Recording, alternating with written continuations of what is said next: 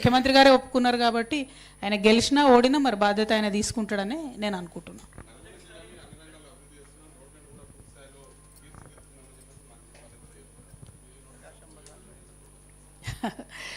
చెప్తున్నా కదా, మైక్రో లెవెల్లో చాలా ఇష్యూస్ ఉన్నాయి నల్గొండలో. ఫస్ట్ ఇష్యూ ప్రజల ఆరోగ్యం బాగుండాలంటే ఏ టౌన్లో అయినా సరే అండర్ గ్రౌండ్ డ్రైనేజ్ ఉండాలి. 15 ఏళ్ళ నుంచి ఇక్కడ పెండింగ్ అవుతుంది. మరి ఇక్కడ మంత్రివర్యులు అయితే ఈయన చాలా పాపులర్ మంత్రివర్యులే, గట్టిగా మాట్లాడి పని తీసుకోదగ్గ వ్యక్తే అని మేమైతే హైదరాబాద్లో అనుకుంటాం. మీ నల్గొండలో ఏమనుకుంటారో నాకు తెలియదు కానీ మరి అట్లాంటి వ్యక్తి కాబట్టి తక్షణమే immediate focus under ground drainage మీద పెట్టండి. మీరు రోడ్లేసుడు కాదు, రోడ్ కింద కూడా మురుగు ఎట్లా పోతుంది అన్నది చాలా ఇంపార్టెంట్. ఎందుకంటే ఇప్పుడు ఇగ్నోర్ చేస్తే ఇంకా 30 ఏళ్ళకు పాపులేషన్ డబుల్ అవుతుంది, భయంకరమైన రోగాలు వస్తాయి.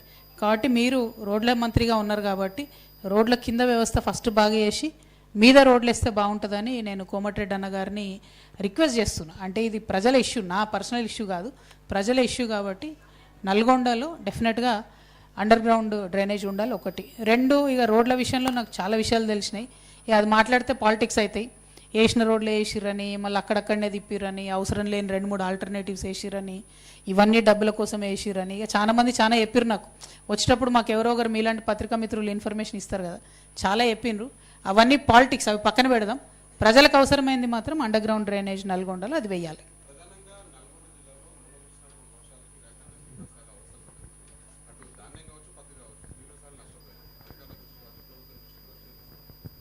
పత్తి విషయంలో మాత్రం నిజంగా చాలా బీభత్సమైన పరిస్థితి ఉందండి. రాష్ట్రం అంతా కూడా అదే పరిస్థితి ఉన్నది.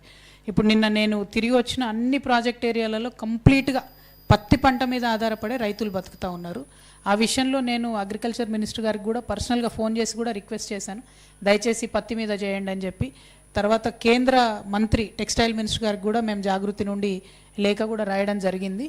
20% మాయిశ్చర్తోని పత్తి కొంటేనే ఇవాళ ఏమన్నా రైతు బతికే పరిస్థితి ఉన్నది. 1, 2 1 ఎకరానికి 7 క్వింటాలని కొత్త రూల్ సడన్గా పెట్టిండ్రు.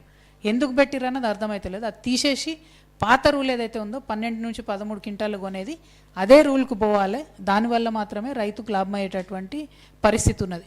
ఇక పత్తి మార్కెట్కి తీసుకొచ్చినప్పుడు తేమ శాతం మీద విపరీతమైన ఇబ్బంది పెడుతున్నారు. అదే సాయంత్రం అయ్యేకల్లా బ్రోకర్లు కొంటారు, భయంకరమైన తేమ ఉన్న కొంటారు, మళ్ళీ అది కూడా సీసీఐకే పోతుంది లాస్ట్ వరకు. సో ఆ మ్యాచ్ ఫిక్సింగ్ అన్నది మనందరికీ తెలుసు. కానీ డైరెక్ట్గా మార్కెట్ యార్డ్కి వచ్చేటటువంటి రైతులకు మాత్రం ప్రభుత్వం చేయూతనియాలి. అట్లీస్ట్ 20% తేమ శాతం వరకన్నా యాక్సెప్ట్ చేయాలి అని చెప్పి నేను మళ్ళొక్కసారి పత్రికా ముఖంగా ప్రభుత్వాన్ని డిమాండ్ చేస్తూ ఉన్నాను. Thank you. జై తెలంగాణ. జై